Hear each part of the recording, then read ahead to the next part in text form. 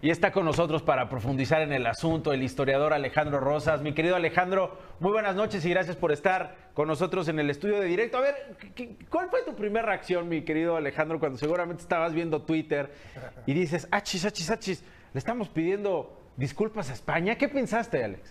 Asombro, es una cosa totalmente absurda, me pareció una ocurrencia digna de un volumen siguiente o de un capítulo en un volumen siguiente de México Bizarro, ¿cómo no? Totalmente, porque mira, aquí hay varias cosas. Esta visión que él maneja en la carta, donde solicita una disculpa por las atrocidades cometidas por los españoles, es la visión vieja, anquilosada, que ya huele a sepultura de lo que fue la historia oficial. Esa historia oficial que nos enseñaba a que había buenos y malos. Y los españoles nos trajeron todas las calamidades, la corrupción, las enfermedades. Nos dieron espejitos. Todo. Sí, todo eso. Los tacos de carnitas. Claro, o sea, y evidentemente al solicitar un perdón así o una disculpa es no tener idea realmente de lo que hoy tiene la investigación histórica en México. Hay nuevas interpretaciones, hay nuevas visiones. Para empezar, simplemente, yo empezaría, si López Obrador quiere que una disculpa de alguien, yo le diría que la solicite a los descendientes de los señores de Tenochtitlán, que durante más de 150 años se trajeron asoleados a todos los pueblos, subyugados, sometidos, explotados, vejados, humillados. Entonces, los procesos de conquista siempre son difíciles. En la conquista de México fue necesario que Cortés se aliara con varias decenas de pueblos indígenas que estaban hasta el gorro de los aztecas. Si no hubiera sido por esa alianza, jamás hubieran conquistado Tenochtitlan. Y esos pueblos indígenas fueron beneficiados durante el periodo colonial. Se les trató con reservas, con prebendas, con tierras, se respetó a los pueblos de indios. Es decir, hubo una circunstancia ahí que es poco conocida porque la historia oficial desde el siglo XX nos enseñó a que todo había sido terrible, eran 300 años de oscuridad de dominación española. Entonces a mí me parece increíble que el presidente solicite eso, porque eso habla de que sí sabe historia, pero la que se aprendió era la del libro de texto gratuito, que siempre planteó buenos y malos. El mundo entre buenos y malos. Sí, yo creo que ese es un punto importantísimo, que creo que en buena medida es lo que nos mantiene con esta herida abierta. ¿Lo ves así, Alex? ¿Una herida abierta a 500 años? Absolutamente. Tú lo sigues viendo en redes. Por ahí tengo varios amigos historiadores, entre ellos la doctora Úrsula Camba, que cuando habla sobre la conquista y quiere poner, digamos, cosas que pueden ser positivas o ver desde otro punto de vista a Cortés y a sus hombres, no tienes una idea las imprecaciones, los insultos y demás. Y lo que hace, a mí me parece que hay ¿Pero de qué tipo? ¿Qué dice? Tú porque eres, lo típico, tú porque eres güerita hablas así, pero a nosotros, el pueblo, hemos sido vejados durante 500 años. Ojo, nosotros, lo que hoy es México, no tiene que ver con los aztecas, tiene que ver con una serie de mezclas y de mestizaje que hubo a partir de la fusión de españoles, de negros incluso, y de varios pueblos indígenas que se fueron fusionando.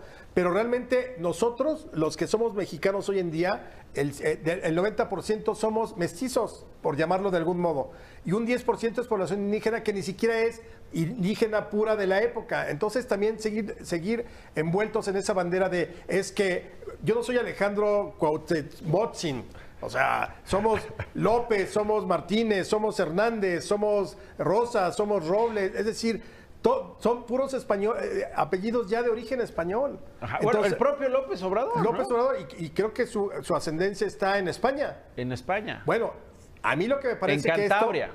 Exacto. A mí me parece que esto es muy malicioso, te voy a decir por qué. ¿Por qué? Yo creo que el presidente no es ignorante como para no saber lo que iba a suceder con esto ni la respuesta de España. Ha leído mucha historia. Ha leído mucha historia. Ahora me da la impresión de que la que ha leído fue la historia oficial, pero bueno. Pero yo creo que es una carta dirigida al rey de España con la intención de que más bien estaba dirigida al pueblo bueno, a sus seguidores, a la gente que está detrás de él. Para casa, te hablo Felipe, para que me escuche Pedro, Juan. Pueblo bueno. Claro. Y entonces, ¿qué? Obviamente, si hacen una encuesta ya verás que la mayor parte de la gente va a decir que maravilloso, qué bueno que son símbolos, son los símbolos, ¿no? Sí, está jugando con los símbolos. No, y que López Obrador, qué bueno, el presidente sea el defensor de las causas contra la opresión, contra la injusticia, contra la desigualdad, en cualquier tiempo, no importa si se habla de aztecas o se habla de este tiempo. ese es, yo creo que el trasfondo de todo esto, porque de otro modo no encuentro ni por qué. Emociona a la grada, mi querido Alex, emociona, ahora sí que siguiendo con estas metáforas beisboleras, emociona al público en la grada, ¿no? Plantarse frente a España y decir, oye, se tienen que disculpar, porque además dice, el Papa Francisco ya se disculpó con Bolivia. Bueno, o sea, el Papa y la Iglesia Católica se ha disculpado por la Inquisición y por el Holocausto y por mil cosas. Yo creo que aquí no aplica la disculpa por lo que te digo. O sea, la conquista fue en buena parte realizada por muchos pueblos indígenas que se unieron a los españoles. Y los aztecas no eran seditas, explotaron terriblemente a los pueblos vecinos. Pero yo creo que lo importante es que si vamos a empezar con eso, entonces hay que pedirle que solicite disculpas a los franceses, a los austriacos, a los ingleses corsarios que nos quitaron mucho oro y mucha plata, robándonos por piratería en el Golfo de México. A los gringos, pero a los gringos no los puedes tocar ni con el pétalo de una rosa. A los gringos que además apoyaron en Texas, a los gringos que nos quitaron 2.400.000 kilómetros cuadrados, a los austriacos que nos mandaron al peor de los Habsburgo. Ajá. Es decir, tendríamos que ir solicitando casi de puerta en puerta disculpas. Por eso te digo que yo creo que hay una jiribilla ahí.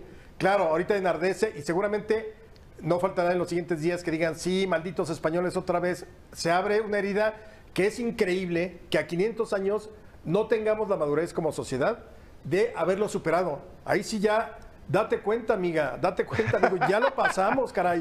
O sea, el pasado ya pasó, no hay nada que hacer. Construyamos sobre lo que es el presente. Esa vuelta, ese regreso constante a la ideología que te permite la historia y demás, es peligrosa porque las heridas no se cierran. Y si no se cierran, es muy fácil caer en la demagogia de, sí, nosotros siempre defendemos las libertades, pero se queda en retórica. Muy bien, algo más, Alex, que te quede. Yo me quedo con esta especie, no sé si llamarla cortina de humo o distractor, ¿no? De qué venimos como para terminar discutiendo esto. Te hablo, Felipe, para que me escuches, pueblo bueno. Claro, y además con cosas tan trascendentales ahorita, mañana es la votación para la revocación del reforma educativa, del mandato y todo eso. Revocación de mandato sí, también. Es decir, estamos hablando de cosas muy importantes.